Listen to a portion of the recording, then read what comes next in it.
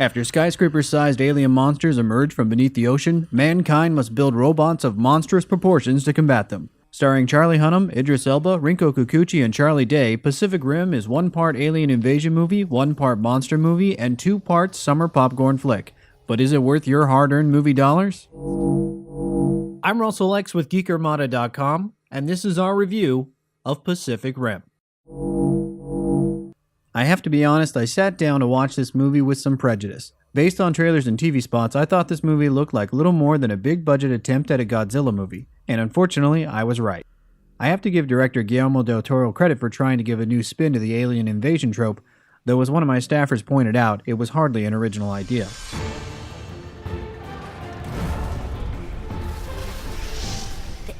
What this movie lacked was a good story. You pretty much understand every plot point by watching the trailer. There's a cocky pilot who has to prove himself, a wide-eyed rookie who has to prove herself, and a grizzled commander who has to prove himself.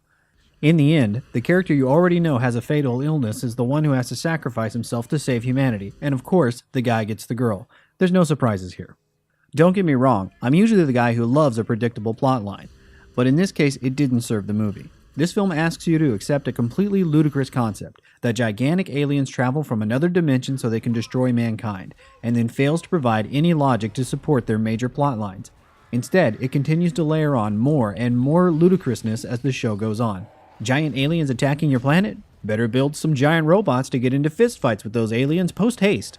Has the giant robot strategy been working the past decade? Well, I guess it's time we scratch that concept and just start building some really big walls.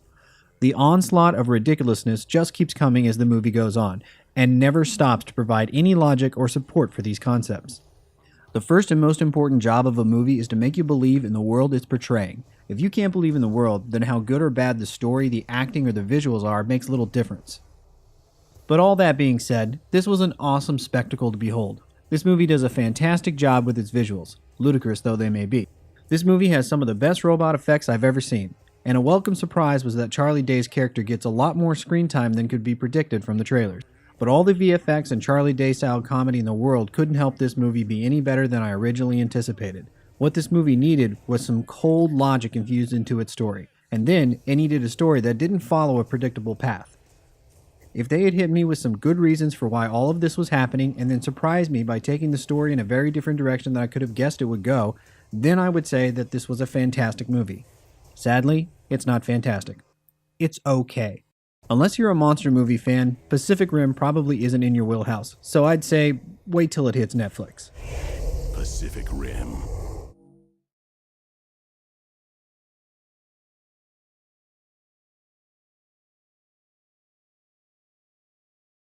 P.S. There is a button after the animated credits, so you may want to stay for that, but honestly, it doesn't add anything to the movie at all.